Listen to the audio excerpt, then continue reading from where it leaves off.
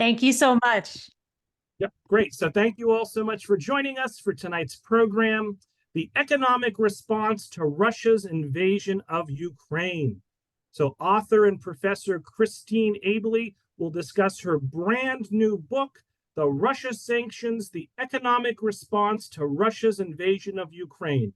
I feel like I just said that. So tonight we're going to learn about the international trade measures and sanctions deployed against Russia in response to its 2022 invasion of Ukraine. We're going to explore how sanctions have affected and will continue to affect global trading patterns, financial integration, and foreign policy in novel ways.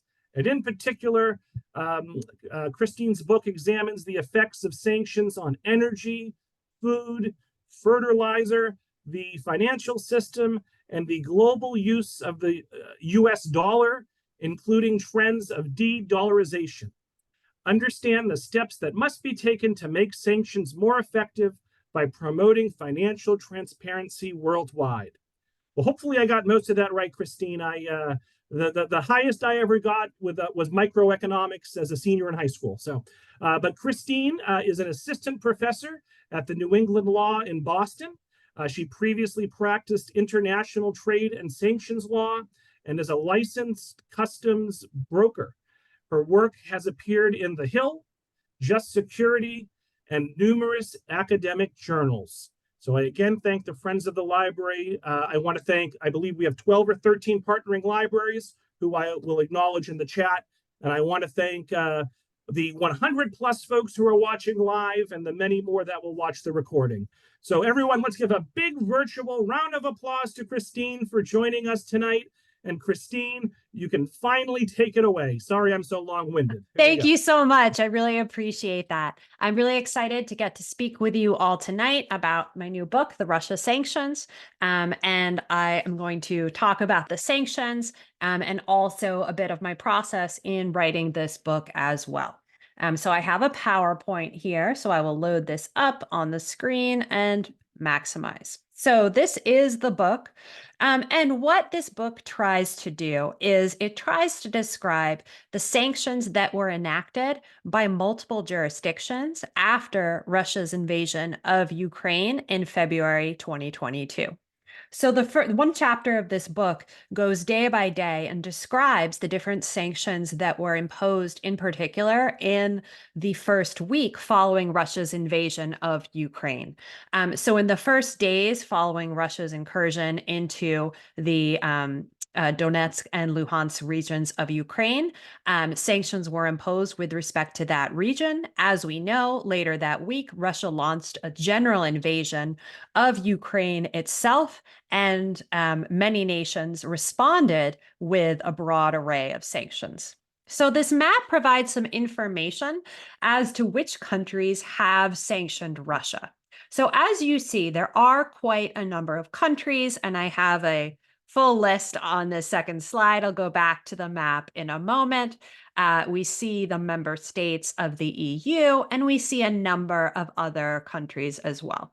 So certainly you see the United States, Canada, Australia, New Zealand, Japan, South Korea, and we also see a number of other countries and jurisdictions as well. We see Australia, Andorra, Antigua and Barbuda, Monaco, St. Kitts and Nevis, Taiwan, right? So there certainly was a very broad response to Russia's invasion of Ukraine. But one thing that's very interesting, and this map shows, is that the sanctioning response was by no means universal, right? You see large portions of the world that did not join in the sanctions response. Notably, we see China and India. We see entire regions of the world that did not join in the sanctions response to Russia. So that is going to have some interesting economic implications as the months go on and the sanctions are implemented, and then Russia begins responding to the economic sanctions and adapting to the existence of those sanctions. So hopefully this map gives you a sense of the various nations and jurisdictions that responded to Russia. So next, we're going to talk about the different varieties of sanctions that were imposed with respect to Russia. So financial sanctions were one major category of sanctions that were imposed with respect to Russia. So there were billions of dollars of assets held by the Russian central bank that were frozen by the sanctioning jurisdictions. Right, they are held by those jurisdictions. The Russian central bank is unable to access them. Now we see an interesting debate ongoing between the ability between the freezing of those assets and then the actual ability of the sanctioning nations to seize those assets. So far, those assets that have been frozen by the financial sanctions have not been seized, right? The principal of those assets remains frozen. And theoretically, at some point in the future, should the sanctions be lifted, they'll once again be accessible by the Russian central bank and other targets that have been sanctioned. So there is certainly talk about seizing those assets. There are certain legal obstacles with respect to doing so. And there's actually a matter of great debate over whether the legal authority exists to really seize those assets or not. So that's something that's very much ongoing. We also see in this initial round of sanctions, as well as sanctions that follow, sanctions of various types on select financial institutions within Russia. So when the sanctions were enacted, right, they weren't just limited to this first week. The sanctions response has been ongoing, and there have been major packages of sanctions by the sanctioning nations since February 2022. We have sanctions. For example, last week, a number of sanctions were announced by the United States. The EU continues to unveil sanctions packages, as do the other sanctioning jurisdictions. So one aspect of the initial and subsequent sanctions were these sanctions on financial institutions that functioned in different ways.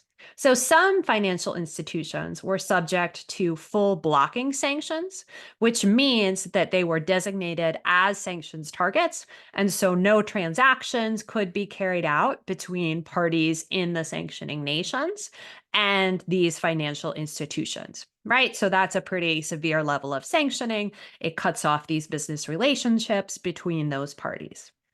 There was a lesser level of sanctions, correspondent banking sanctions, that didn't prevent all transactions on other financial institutions in the same way, but it stopped them from transacting business on behalf of their customers in the currency of the sanctioning nations.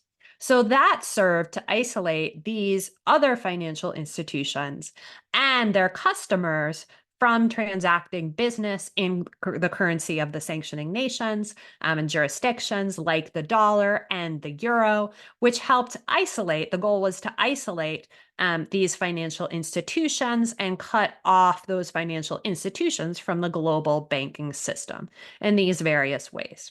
And then as time has gone on, some of those correspondent banking sanctions have been changed to full blocking sanctions, have become more stringent over time.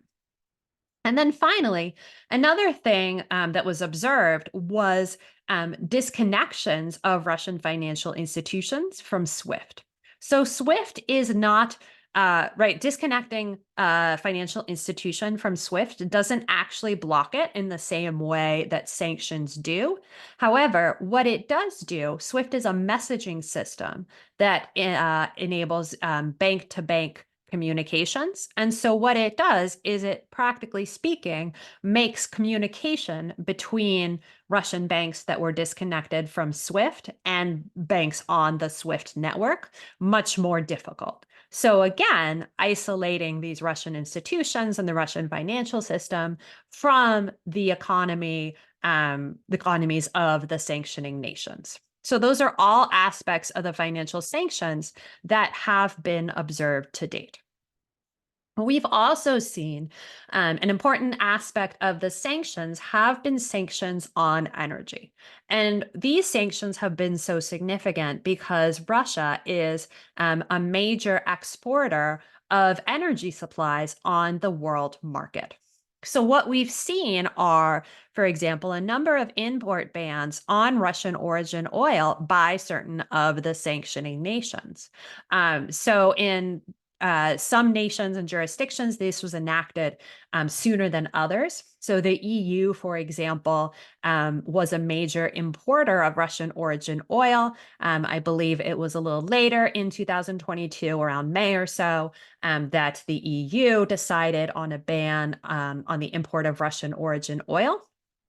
And in connection with these import bans, what was implemented was a price cap on Russian origin oil transported by sea, right? So most Russian origin oil going into the sanctioning countries that decided to join in these import bans, right? So in G7 nations, right, a group of nations in the group of the sanctioning powers, they agreed on a price cap. And the way the price cap worked was it had multiple goals, right? So the goal was not to stop Russia from exporting oil completely, because that would have a major impact on the world market.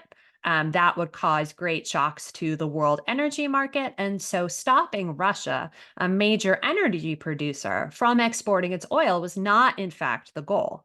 The goal of these nations was to keep Russia producing oil and producing oil to supply to the world market, but at the same time, reducing the amount of revenue that Russia would be able to obtain from its sale. So what this price cap did is it set a level, $60, above which nationals from G7 countries would not be allowed to provide services for the maritime transport of Russian origin oil if the oil were sold above that amount. But they could provide those services if the oil was sold below that amount. So the idea of the price cap was to keep these shipments, right, to keep this oil flowing, but to keep a cap on the price of the oil that was transported. So we've seen mixed evidence as to the effectiveness of this price cap. Certainly in its initial months, it was more effective. As time has grown on, Russia has been able to build out its own shadow fleet of ships to transport oil itself, and it's also turning to non-G7 service providers. Recently, actually, in about October or so of 2023, the US and the other sanctioning nations started on the second phase of the price cap. What they're doing is they are putting into place more stringent reporting requirements with respect to the price cap. They're increasing their focus on enforcement. And so what that's done is that has, in fact, opened up this discount on Russian oil, where Russian oil is selling for a cheaper amount than oil from other countries because of the presence of this price cap. Now, Russia also produces other energy supplies as well. So in certain sense of the sanctioning nations, they have banned Russian origin liquefied natural gas. That measure actually hasn't been implemented in the EU, which does rely on Russian LNG imports. However, it has implemented a measure where individual member states in the EU can decide to effectively ban the import of Russian origin LNG. So the idea with these energy sanctions is it's not necessarily to prevent Russia from exporting its oil entirely, but it is trying to reduce the revenue, certainly with respect to its oil sales. So we've seen other measures that are part of the response to Russia as well. So many of the sanctioning nations revoked Russia's most favored nation status. So when goods are imported from various countries, they're often subject to a tariff, an import tax, where the party in the importing country has to pay a tax on the good that's coming in. And what most favored nation status means is it's the lowest level of tariff, and it's extended to many, many countries in the world, right? Many countries benefit from most favored nation status.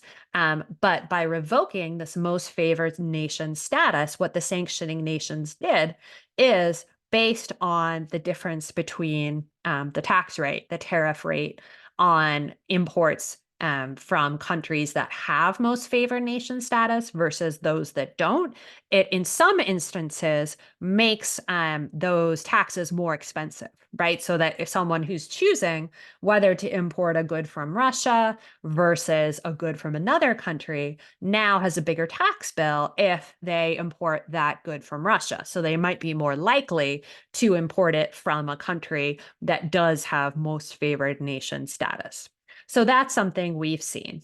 Another element of this trade response to Russia are bans on certain Russian products. There are bans on Russian origin gold, fish, diamonds, seafood, iron, steel, liquor, certain other items, which are money makers for Russia.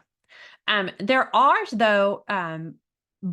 are certainly products that continue to be imported from Russia into the sanctioning nations, which haven't been banned. And oftentimes, these are because Russia is an important source for these materials, and the sanctioning nations might not have sufficient resources were these imports to be banned. So, for example, imports of aluminum and titanium are not banned into the sanctioning countries.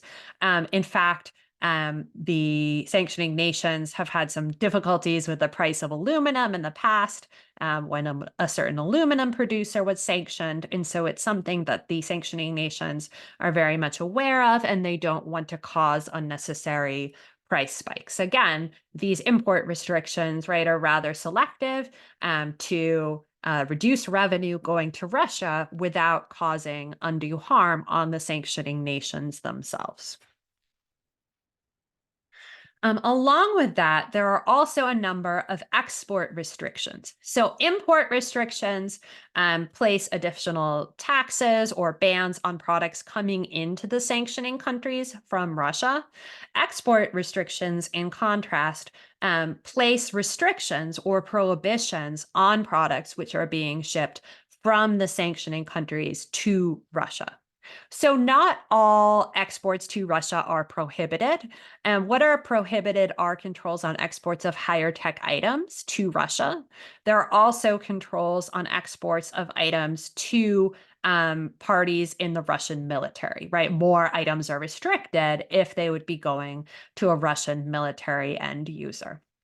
In addition, there's something called the U.S. Foreign Direct Product Rule. So what the U.S. does with this rule is they restrict not just US made, US origin products, but they also has the ability, when this rule is triggered, to restrict the export of products that are made outside of the United States in other countries if they were made using US origin software or technology.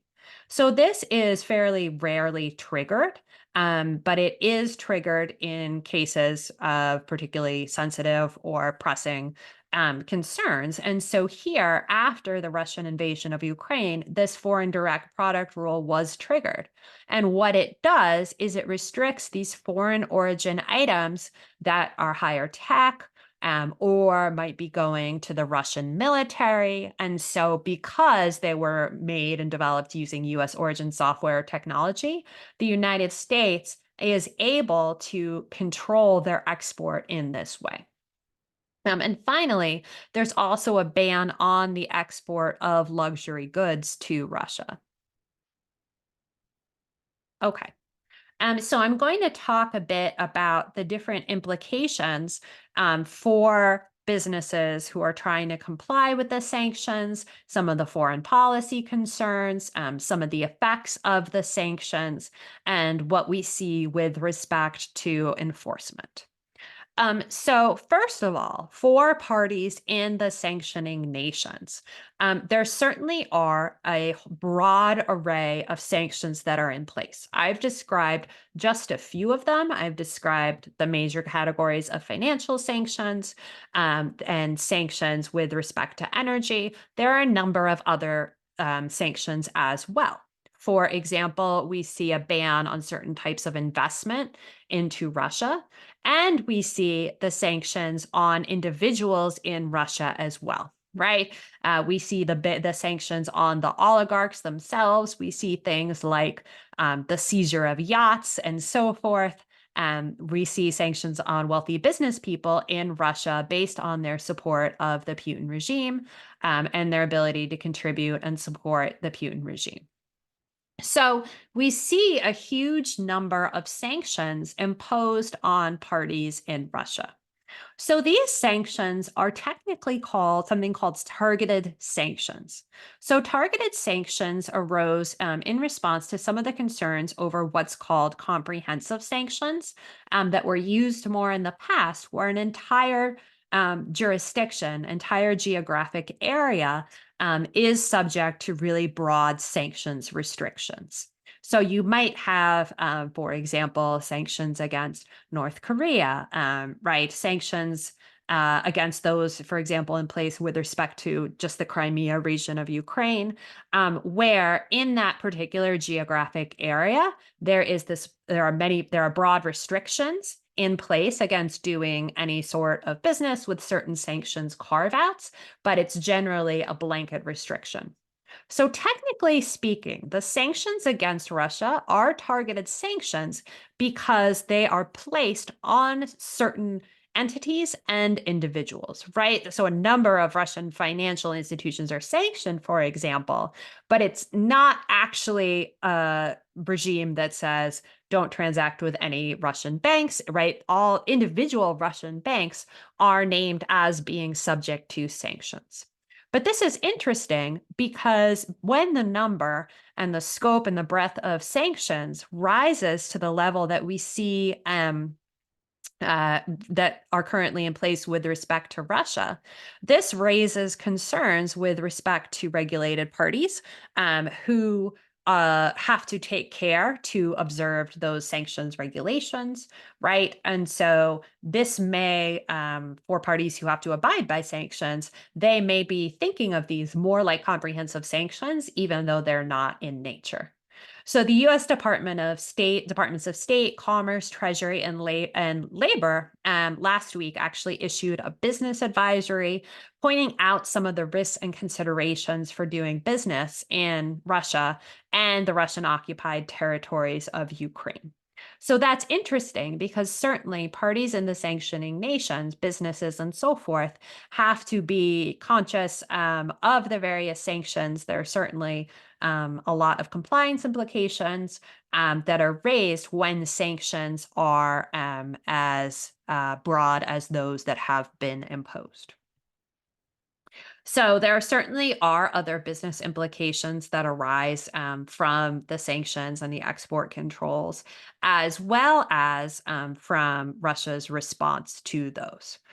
So one thing that we also saw with respect to the sanctions are that a number of companies withdrew from doing business in Russia entirely or really reduced their operations in Russia. And this was due to sanctions risk and compliance risk, certainly, but also due to things like reputational risk. They didn't want to be seen doing business in Russia, even if what the operations they're carrying out would have continued to be legal. So there's actually, I put a website here from the Yale School of Management that described how nearly over 1,000 companies reported since the Russian invasion of Ukraine that they curtailed or stopped doing business with Russia, which is really interesting. Another thing that we've seen after the implementation of sanctions is retaliatory measures by Russia itself. So, for example, Russia has nationalized some assets of foreign companies. What they've done is they've had state control over some foreign company assets, and some foreign company operations have been transferred to local entities for discounted prices. Right? There's a French dairy products company, Danone, that is happening too. But it's something we've seen as a response by Russia to the sanctions. We also see intellectual property implications as well. So we see changes that have been made to Russian domestic law to allow for the increased importation of goods from perhaps the sanctioning nations that are imported to third-party nations and then imported into Russia, right? So there used to be legal prohibitions on doing that in Russia. It's not necessarily illegal, but there were increased legal barriers to doing so in Russia. But Russia changed its domestic law to be able to access more goods from the sanctioning nations by not buying them directly from companies in the sanctioning nations, but by importing them through these channels. Right.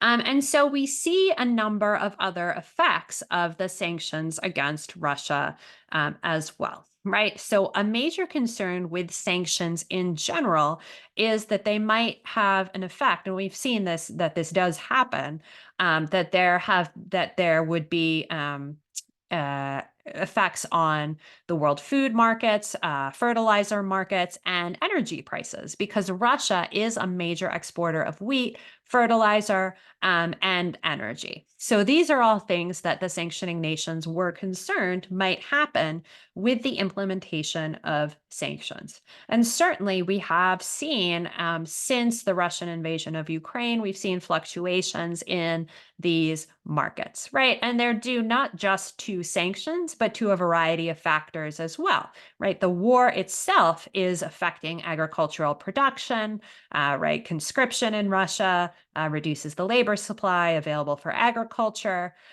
There was a Black Sea Grain Initiative that would allow for the shipment of wheat that Russia withdrew from. So not just sanctions, but a variety of other factors have contributed to this instability in these markets as well.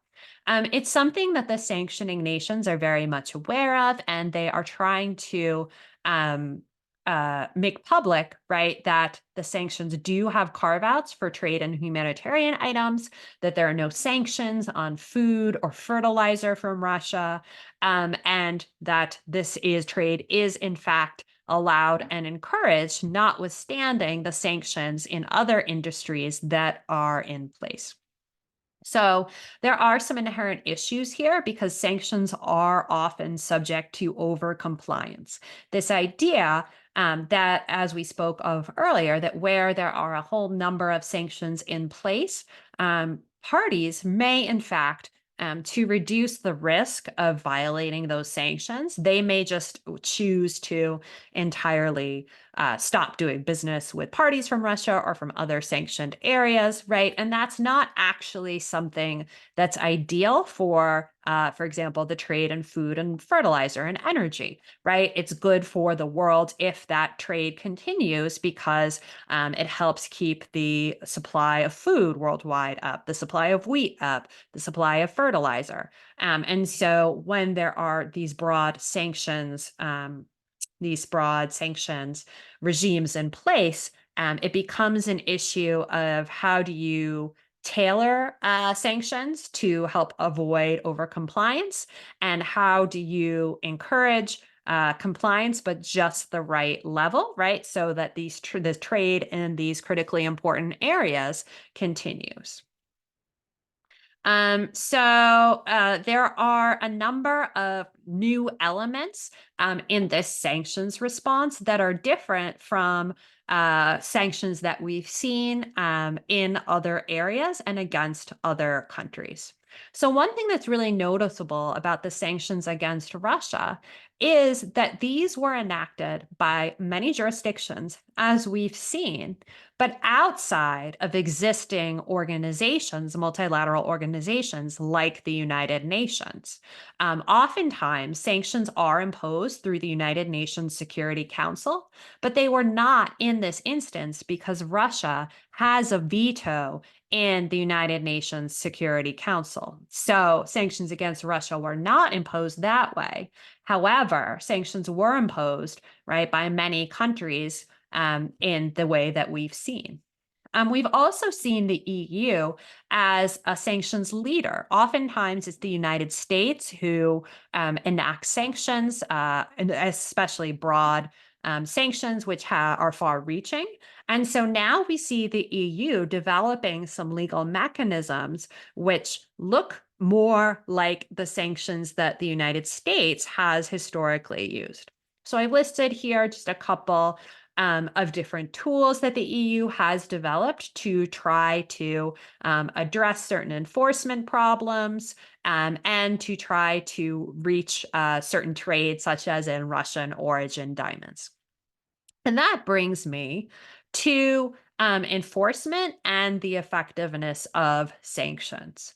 So it's interesting to take a look at how effective the sanctions have been, because it's really important to define the goals of sanctions in an appropriate manner and in a realistic manner. So, historically speaking, sanctions are not very good at ending wars entirely or at triggering a wholesale regime change. What they are good at is cutting down on the amount of resources that would otherwise be available to wage war. So, for example, through the freezing of Russian central bank assets, Russia has fewer resources, right, into the tune of billions of dollars than it might otherwise have had access to wage war. Right. And also, similarly, from the energy sanctions and the price cap, it's not that Russia's not gaining any revenue from the sale of its oil, right, or making any energy sales at all, which is in fact not the goal. But now there's a reduction in the amount of revenue that Russia would be getting from the sale of that oil. So I'm going to go back to this map because I wanted to point out again that large portions of the world are not part of the sanctions response. So there has arisen concerns both over sanctions violation in terms of, for example, goods which are not allowed to be exported to Russia going to other countries and then being shipped on to Russia, right? That would be an export control violation.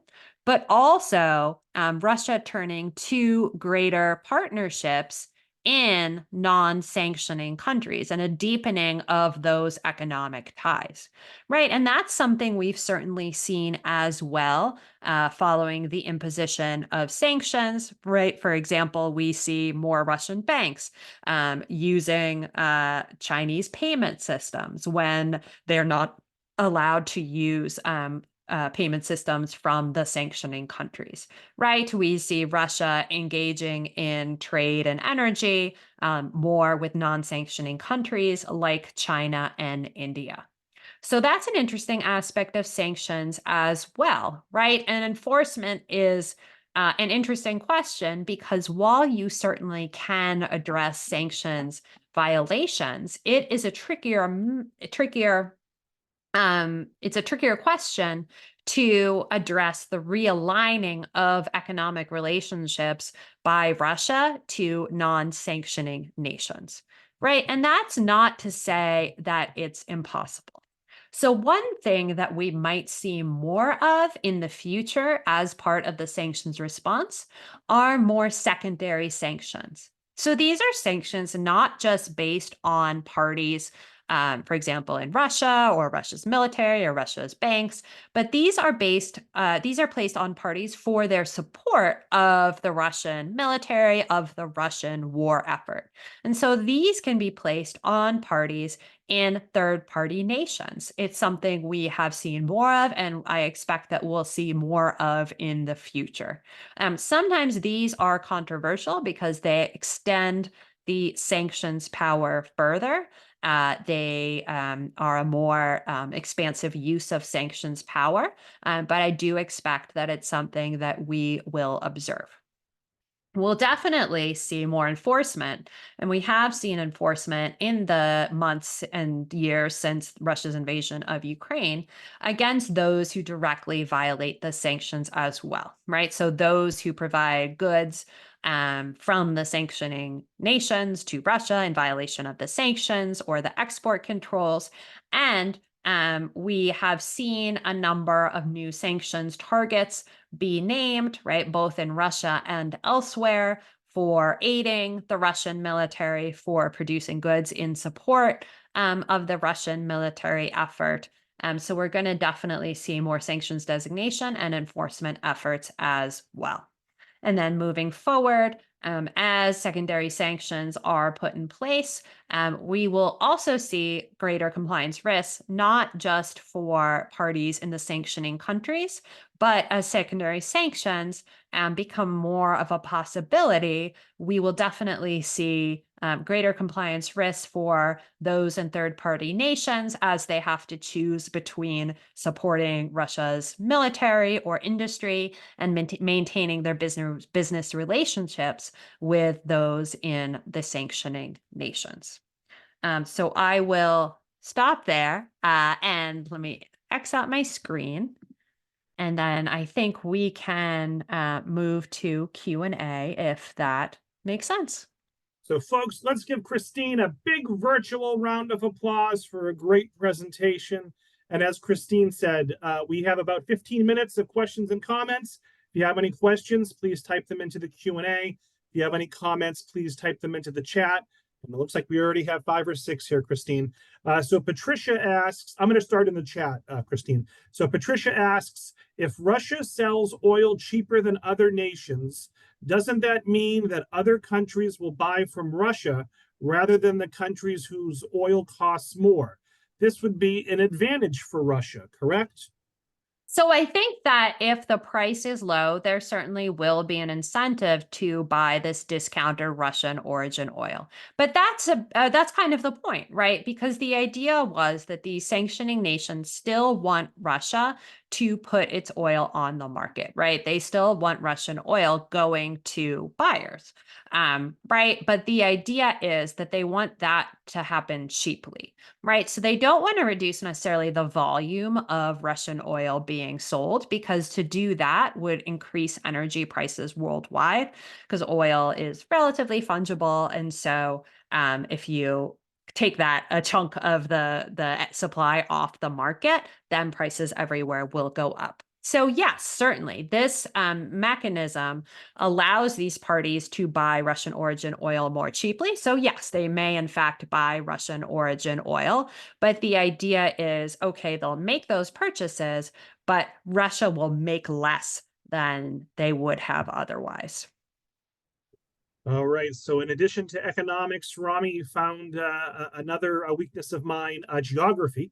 So Rami wants to know, what country on the northeast side of South America is a sanctioning country? Yes, let me open up. I'll show everyone here. I think I know what you're talking about. So I believe it is this country, this one. So that's actually French Guiana. So that's actually part of France. It's considered to be a department of France, and so that is actually part of France, which is why it is highlighted there, because it's right. It's technically part of an EU member state. Interesting. Let's see here. A couple of quick comments, then we'll get back to questions. Marie's giving you a virtual round of applause. Judy says, thanks for this great and interesting presentation. Teresa says, absolutely fantastic. Rami wants to know, are there any direct flights currently to Russia from the United States? Yes Huh. or no?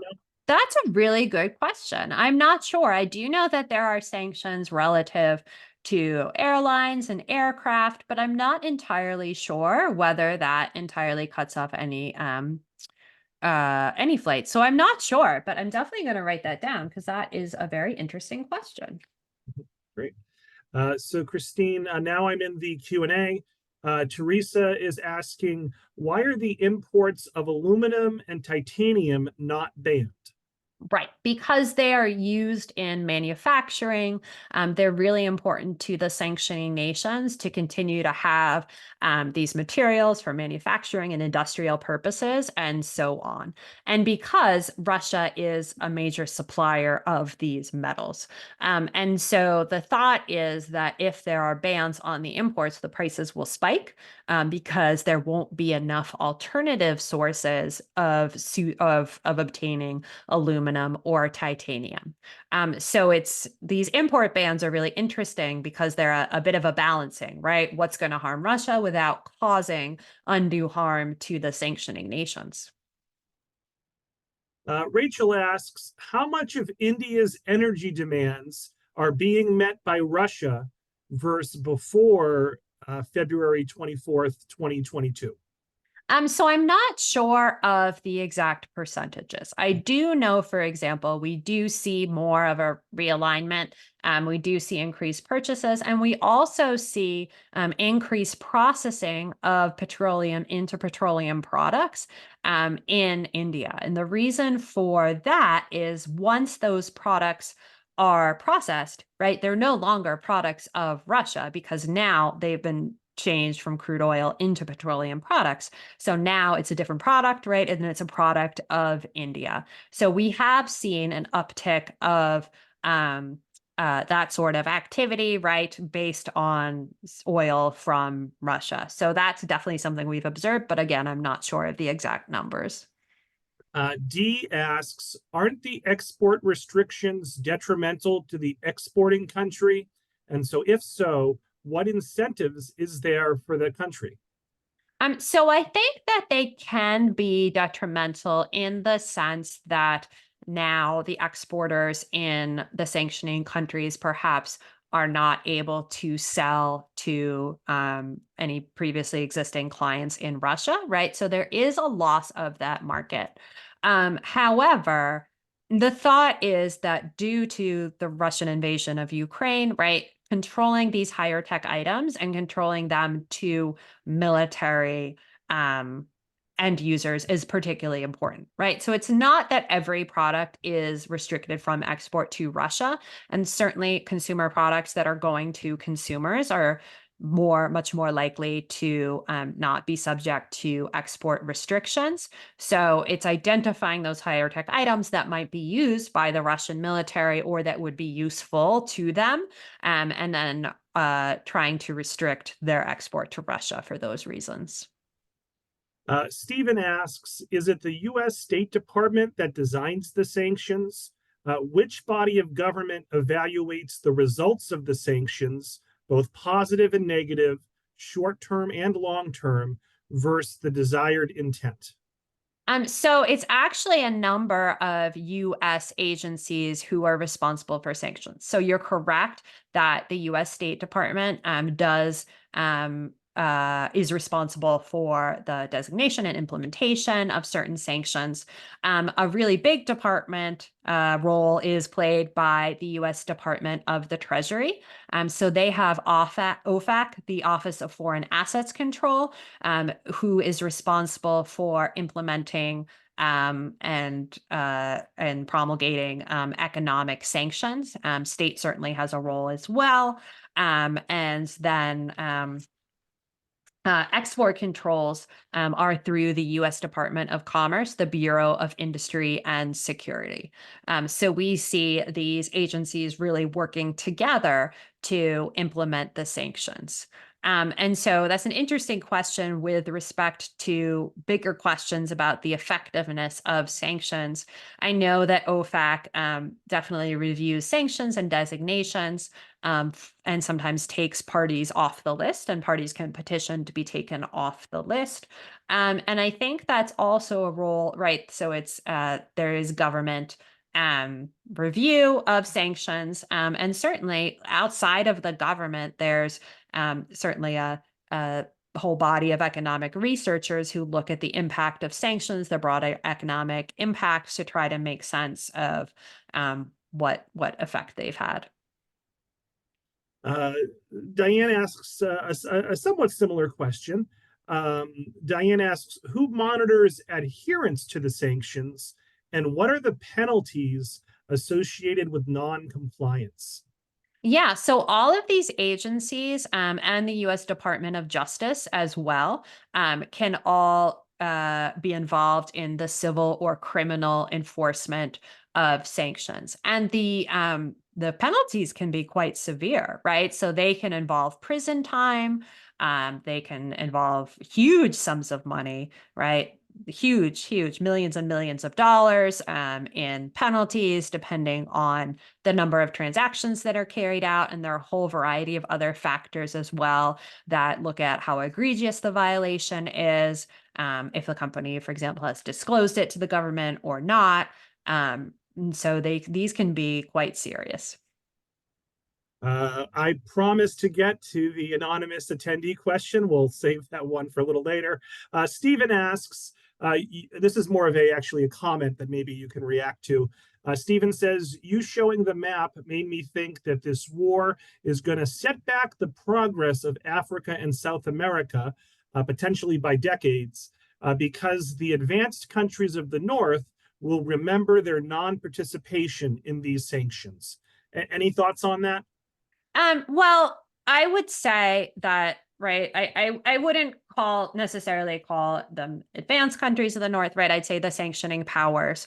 But I think that there's a recognition by the sanctioning powers, right, that the non-sanctioning powers have their own set of policy concerns and different reasons why they might not join in the sanctions response, even if perhaps they do condemn the Russian invasion of Ukraine, right? So there have been a number of resolutions, not in the Security Council, but in the General Assembly regarding Russia's invasion of Ukraine and right condemnation of that invasion. It's broader than just the sanctioning powers, right? And so the countries who are non-sanctioning nations oftentimes do have concerns over the disruption of their economy or food supplies or fertilizer supplies or energy supplies, right? And so that's a reason why they choose not to join in the sanctions, right? Because a balancing of those concerns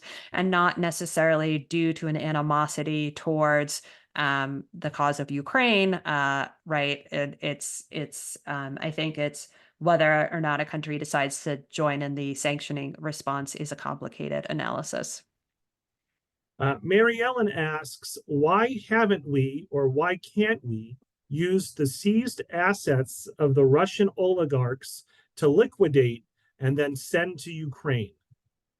Yeah, so sometimes there can be forfeiture of assets if there's a link to a violation of law, right? So assets can be forfeited if, for example, we have evidence of money laundering or something of that nature. It's harder where there is no link to a violation of law, right? And so that's the debate that's currently ongoing, not with respect to the oligarchs, but with respect to the Russian central bank. And it's complicated by the fact that the sanctioning nations are not actually at war with Russia, right? Ukraine is at war with Russia, but the United States and the countries in the EU are not at war with Russia. And so it's not clear that it would be justified under international law to affect this seizure.